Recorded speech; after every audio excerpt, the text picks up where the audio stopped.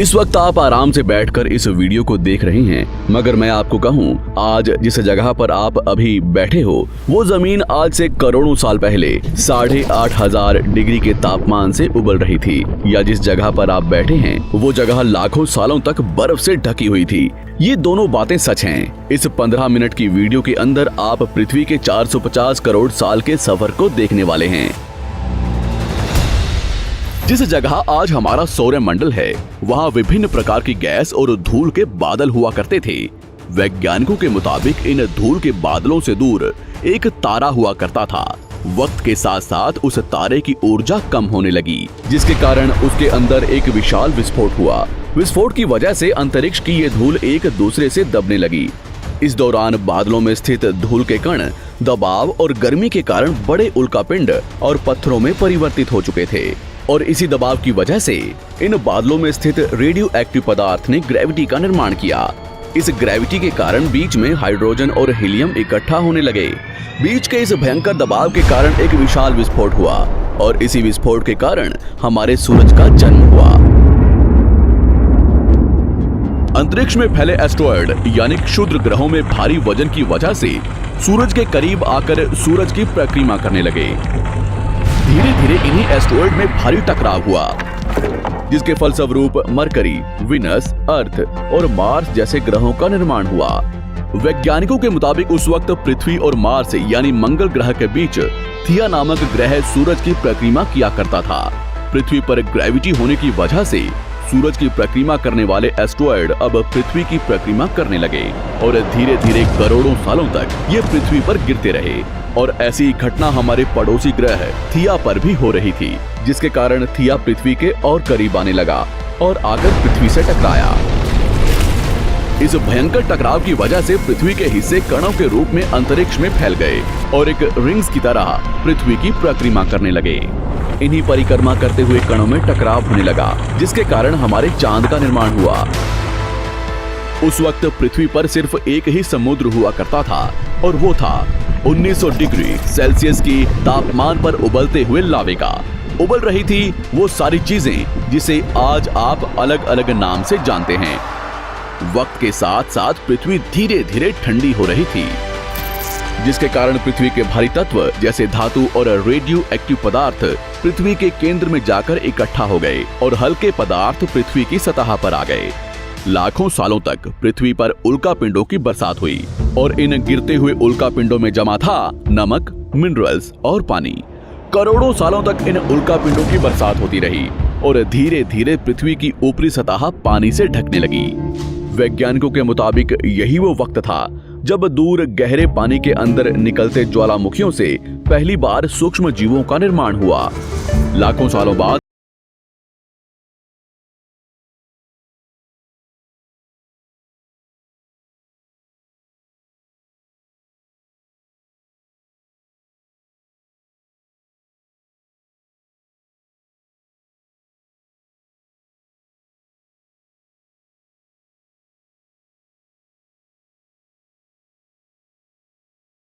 की तादाद में ज्वालामुखी निकलने लगे, और आने वाले लाखों सालों तक इन ज्वालामुखियों का निकलना जारी रहा, जिससे पानी के ऊपर जमीन का निर्माण हो रहा था।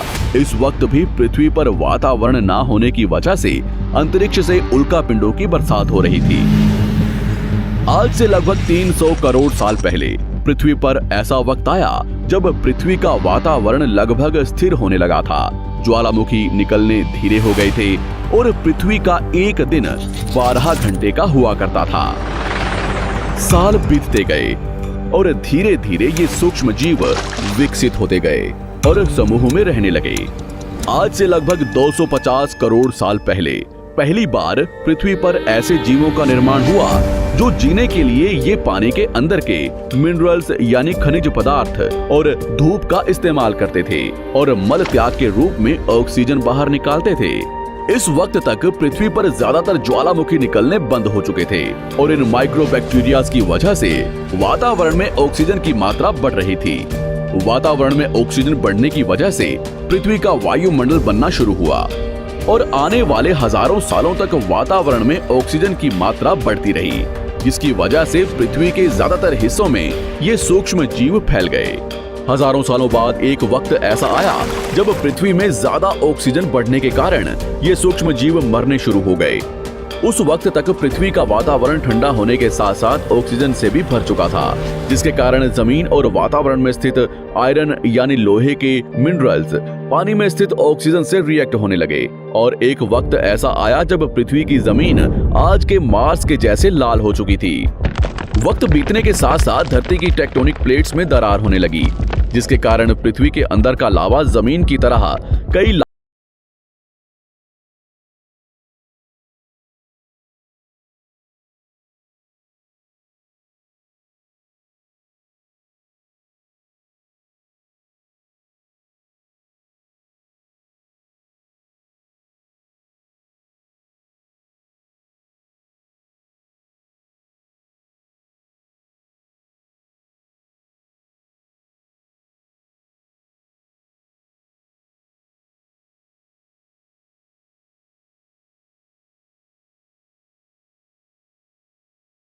और चमकीली होती है, जिसके कारण सूरज की किरणें धरती पर गिरने के बाद वापस चली जाती थी। इसी कारण से पृथ्वी कई लाखों सालों तक बर्फ से ढकी रही, मगर फिर से पृथ्वी के अंदर स्थित गर्मी ज्वालामुखी के रूप में निकलना शुरू हो गई और इन ज्वालामुखियों से निकलने वाली गर्मी ने बर्फ को पिघलाना शुरू कर दिया। इसी बीच पृथ्वी की गहराई में बचे कुछ सूक्ष्म जीव धीरे धीरे बदल रहे थे और अब वो ऑक्सीजन को अपने शरीर को बड़ा और जटिल बनाने के लिए इस्तेमाल करने लगे थे। इस बीच पानी में अलग से भी छोटे समुद्री पौधे निकलने शुरू हो चुके थे। बाहर जैसे जैसे ज्वालामुखी निकल रहे थे वैसे वैसे वातावरण कार्बन डाइऑक्साइड की वजह से गर्म हो रहा था। वक्त के साथ साथ बर्फ तो पिघलने लगी, मगर धरती पर फिर से एसिड की वर्षा शुरू हो गई, जिसके कारण फिर पृथ्वी ठंडी होने लगी और फिर पृथ्वी की ज्यादातर सतह बर्फ से ढक गई। ऐसा बार बार कई हजारों सालों तक होता रहा और इसी कारण से अब समुद्री जीव धीरे धीरे वातावरण के हिसाब से विकसित हो रहे थे। इस बीच कई सारे जीव और समुद्री जंगल्स विलुप्त हो गए, मगर जो बच गए वो धीरे धीरे पृथ्वी के बदलते तापमान के हिसाब से ढलते गए और अब हजारों सालों बाद समुद्री पेड़ बर्फ की वजह से पूरी तरह से मरते या सूखते नहीं थे। अब सूक्ष्म जीव समुद्री जीव बन चुके थे। जब फिर से ज्वालामुखियों ने पृथ्वी की बर्फ को पिघलाना शुरू किया, तब ये समुद्री पेड़ जल्दी विकसित होकर फैल गए। धीरे धीरे वातावरण में ऑक्सीजन की मात्रा बढ़ने लगी और पृथ्वी पर होने वाली एसिड की वर्षा कम होने लगी। वातावरण में ऑक्सीजन आने की वजह से पृथ्वी की ओजोन लेयर्स मोटी होने लगी और आज से लगभग 47 करोड़ साल पहले पृथ्वी की ऊपरी सतह पर पहली बार मोसोस नामक प्लांट उगना शुरू हुआ। वक्त के साथ साथ जमीन पर अलग अलग प्रकार के पौधे और पेड़ उगना शुरू हुए। एक वक्त ऐसा आया जब जमीन के पेड़ों की लंबाई लगभग 80 से 100 फीट जितनी या आज के 5 से 6 मंजिला बिल्डिंग जितनी ऊंची हो चुकी थी। ये वो वक्त था जब समुद्री जानवर समुद्र से बाहर निकल रहे थे और जमीनी जानवरों में परिवर्तित हो रहे थे। धरती की ज्यादातर जमीन एक जगह इकट्ठी हो चुकी थी, जिसे आज हम पैंजिया महाद्वीप के नाम से जानते हैं। पृथ्वी का वातावरण और तापमान लगभग स्थिर हो चुका था और अब करीब 21 से 23 घंटे का दिन हुआ करता था। अब समुद्री जीव पानी से बाहर रहने लगे थे और वातावरण के हिसाब से उनके शरीर का रंग रूप बदल रहा था। धीरे धीरे ये जमीनी जानवर डायनासोर्स में परिवर्तित हो गए। जिन डायनासोर्स ने पेड़ पौधे खाने शुरू कर दिए, उनका शरीर लंबा और विशाल रूप से विकसित होने लगा। कुछ डायनासोर्स शिकार किया करते थे, जिसके कारण वे छोटे और तेज होते चले गए।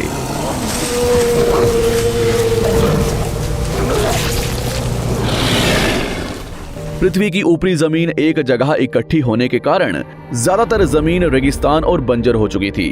ज्यादातर जंगल समुद्र के करीब हुआ करते थे, जिसमें डायनासोर्स रहा करते थे। आज से लगभग 20 करोड़ साल पहले पैंजिया महाद्वीप टूटना शुरू हो गया। पैंजिया के विभाजित होने की वजह से पृथ्वी की ज्यादातर ऊपरी जमीन पानी के संपर्क में आने लगी, जिसके फलस्वरूप पृथ्वी पर हरियाली बढ़ती गई, जिस वजह से डायनासोर्स और ज्यादा विभिन्न और विशाल होते चले गए। डायनासोर्स ने आने वाले लगभग 20 से 30 करोड़ सालों तक पृथ्वी पर राज किया। उस वक्त डायनासोर्स समुद्र से लेकर जमीन और आसमान तक पूरी पृथ्वी पर राज किया करते थे। इस दौरान अफ्रीका से टूटा भारत सीधे आकर आज के तिब्बत से टकराया और इस टकराव की वजह से हिमालय का निर्माण हुआ। आज से लगभग 6.5 करोड़ साल पहले पृथ्वी की तरफ आज के माउंट एवरेस्ट से भी बड़ा लगभग 4.5 लाख करोड़ किलो जितना वजनिया उल्कापिंड लगभग 80,000 किलोमीटर प्रति घंटे की स्पीड से पृथ्वी की तरफ आ रहा था। पृथ्वी की सतह को छूते ही उसमें भयंकर आग लगी और वो जलते हुए सीधा पृथ्वी से टकराया। इस टकराव से निकलने वाली ऊर्जा आज के 10 करोड़ परमाणु बम एक साथ फटने के बराबर थी। जहां ये उल्कापिंड गिरा, वहां के जानवर और पेड़ तुरंत भाप बनकर जल गए। गिरते ही पृथ्वी पर पूरी तरह धूल फैलने लगी। समुद्र में भयंकर बाढ़ आने लगी। भूकंप और आग ने पृथ्वी को जलाना शुरू कर दिया। कुछ ही घंटों में पूरी पृथ्वी के वातावरण में हानिकारक गैस और धूल की वजह से पृथ्वी नर्क हो चुकी थी। डायनासोर्स घुटन, आग और भूखमरी से पूरी तरह विलुप्त हो गए।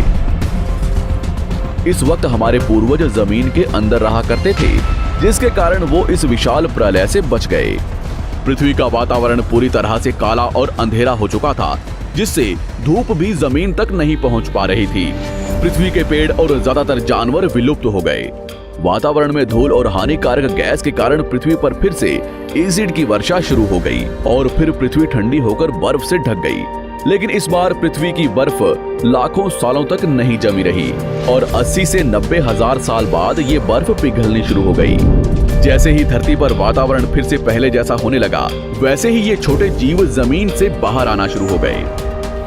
उस वक्त पृथ्वी की बर्फ पिघलनी शुरू ही हुई थी, जिसके कारण अफ्रीका में घने ठंडे जंगल हुआ करते थे और इसी बीच ये जमीनी जीव बंदरों में परिवर्तित हुए। मगर जैसे जैसे पृथ्वी गर्म होने लगी, वैसे वैसे अफ्रीका के ये जंगल सूखने लगे। जंगल की चीजें खाने वाले बंदरों को खाने की कमी होने लगी। खाने की तलाश में इन बंदरों ने अपने पैरों पर चलना शुरू कर दिया, जिससे उन्हें दूसरे जानवरों के शिकार करने में मदद मिलती थी। धीरे धीरे बंदर एप्स यानी वानर में परिवर्तित हुए। खाने की तलाश में ये एप्स पृथ्वी के दूसरे हिस्सों में फैलने लगे और धीरे धीरे उनके शरीर का रंग रूप वहां के मौसम के हिसाब से बदलता गया। वक्त के साथ साथ हम आदिवासी बने। हमने हथियारों से लेकर आग का आविष्कार किया। हम धीरे धीरे इंसान के रूप में विकसित हुए। हमने धर्म से लेकर परिवार, भाषा और संस्कृति का निर्माण किया और वक्त के साथ साथ हम विकसित होते चले गए और आज हम इस पृथ्वी की सबसे विकसित प्रजाति बन चुके हैं। पृथ्वी को आज के जैसे बनने में लगभग 450 करोड़ साल का वक्त लगा है और हमें एक छोटे जमीन में रहने वाले जानवर से इंसान बनने में कई लाखों सालों का। मगर हमने इन 100 सालों में जितना पृथ्वी को गंदा और तबाह किया है, उतना आज तक किसी भी प्रजाति ने नहीं किया होगा। हम फिर से धरती को गर्म कर रहे हैं और कार्बन डाइऑक्साइड की मात्रा बढ़ा रहे हैं। वैज्ञानिकों का मानना है कि पृथ्वी पर फिर से विशाल परिवर्तन होने वाला है। भविष्य में पृथ्वी कैसी होगी, जानेंगे हमारी अगली वीडियो में।